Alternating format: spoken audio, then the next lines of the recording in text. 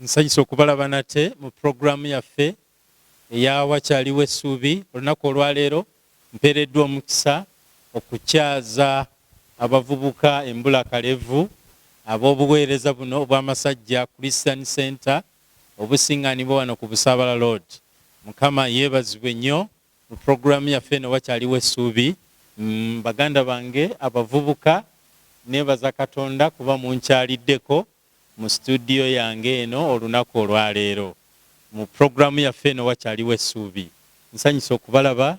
Nina abagenyi ab'enjawulo. Kantandikire ku buuyi buli. Mwannyinaze muwala wange ajje atubuuzeeko yeeyanjule n'oluvannyuma tunaagenda mu maaso. Nsanyusa okulaba. Nange okusanga ssebo. Buuza kuba tulaba. Neeyanyiza akakisa kano kompadde ssebo.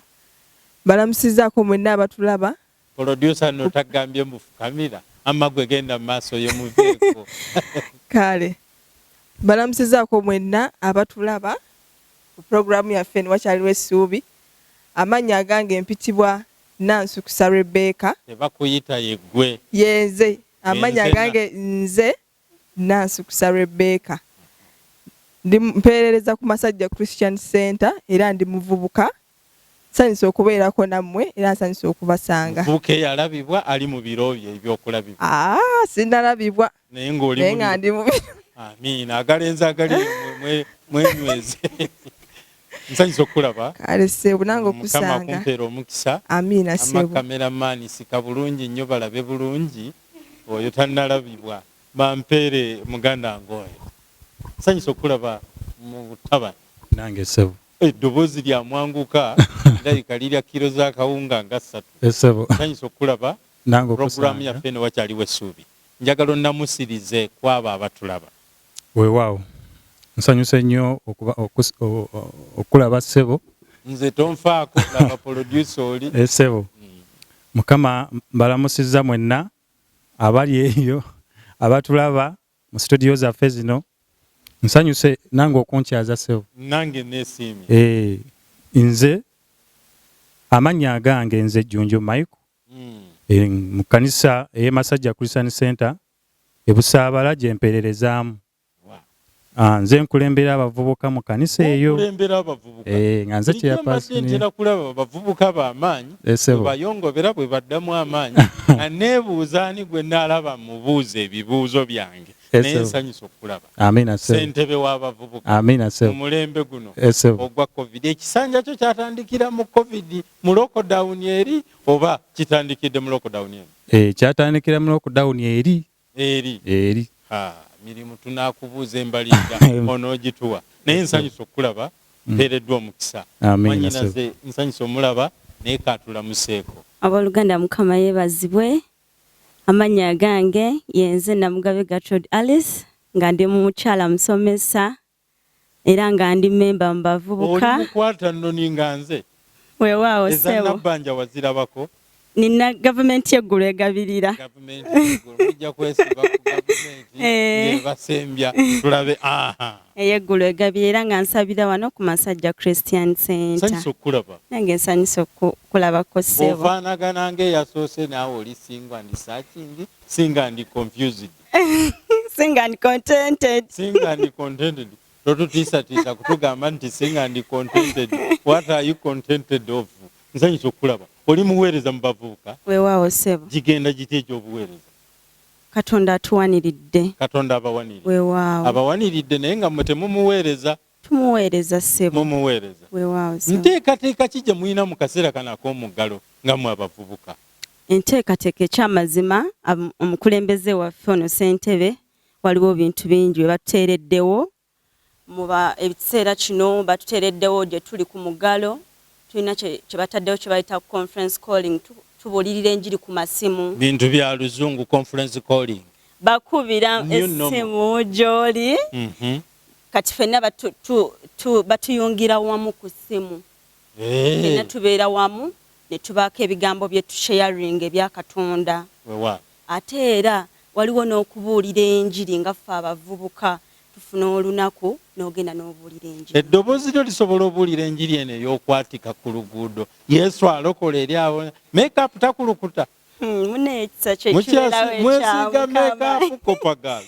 Manyizo wange namukwana yesiga kopagalo. Kati mwesiga bikyove ennaku zino. Katonda afaayo. Katonda afaayo. Omwesiga n'omubuulirira mwene. Weewaawo. Kwegamba muyina programu eyo. Weewaawo. Era ebakoze bulungi. Era tukoze bulungi etukuzizza mu mwoyo tetuzze mabega ng'abalala. Amiina.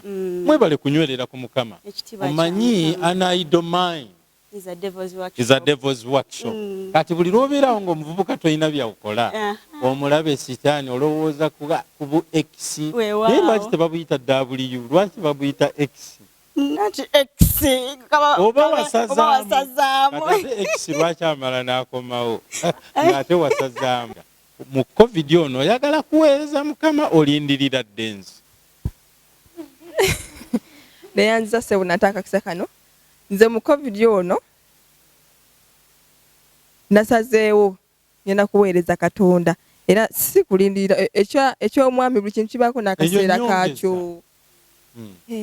Buli kintu kibaako n'ekiseera kyakyo era omwami waliwo akajja kujja mu kiseera ekituufu naye kati buno obudde bwe ndimu bwakubire byakuweereza Katonda wange. Njagala onkakase nti toli bavubuka bano betunoonya bunoonya betukubira amasimu sebo tukwegayiridde nyabo tukwegayiridde jangu okole ky'olina okukola gwogwawa oyagala tukubira essimu oba ojja kwereeta. Ekisooka nze siweereza bantu mpeereza Katonda.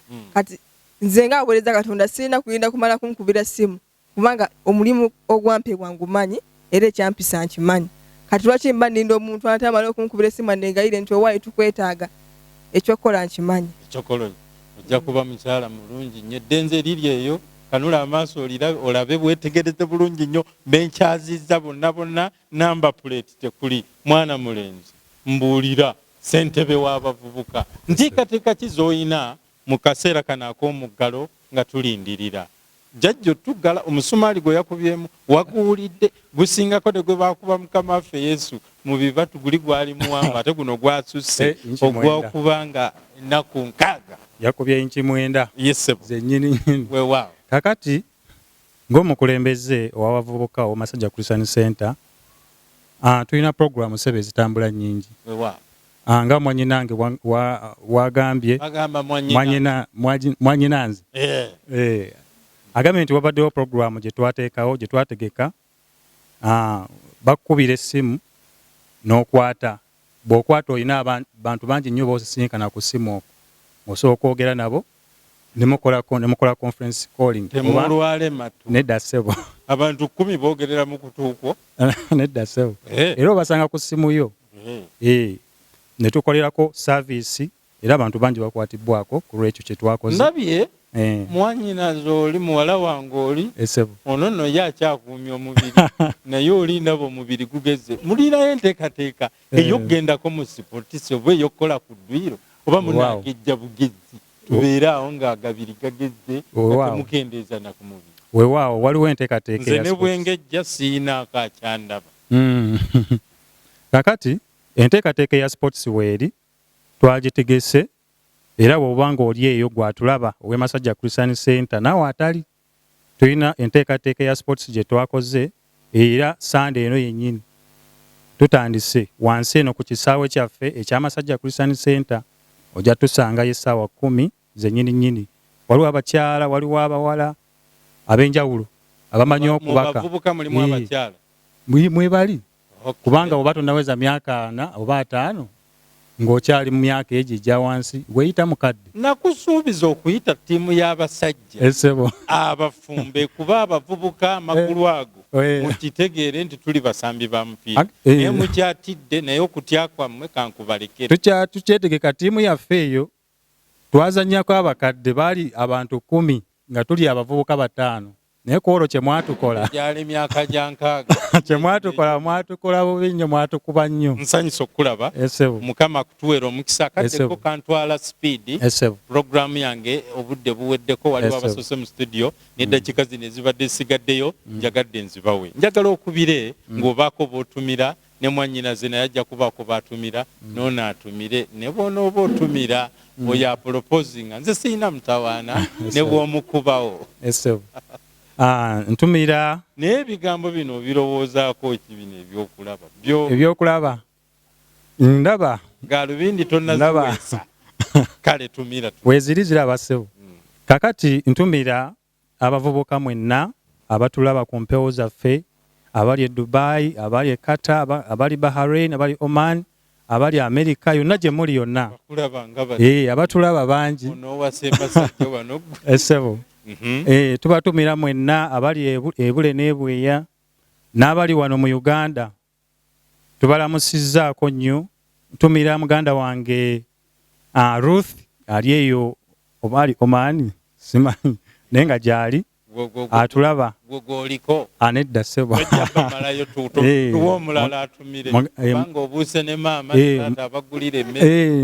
bazadde bange bonna nabo batumiddeko nnyo ne baganda bange mwebale nnyo mwebali eddala mumpeera oyo naye atumire mukubewo ne bw'oba mutumidde siinaako buzibu. Nze ntumirako bazadde bange ne baganda bange ne baweereza bannange yonna gye muli. Ntumirako tatange Pastor Fred Luwaga ne mukyala we mami wange mukyala Anet Luwaga. Mbagala nnyo ne basisita bange. Ono muwala wa Pastor Luwaga nsayiza okulaba. Alisebo. Batumiddeko bonna. Sumba Luwaga omuntumira. Weewaawo. Ngamba mwagala nnyo. Alisebo.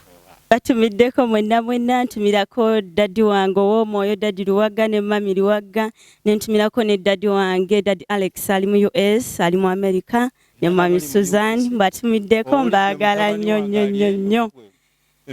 ne baweereza bannange batumiddeko. Mukama abankuumire. Amiina. Mukama akuwa omukisa neyanza nnyo abavubuka be tubadde tukyazizza olwaleero. Mukama abawa omukisa abavubuka, njagala muddemu amaanyi. Abasajja abafumbo tubalindiridde obba kuba ggolo zammwe 35 nga mutwaniriza. Mukama abawa omukisa musigale nga muweereza Mukama.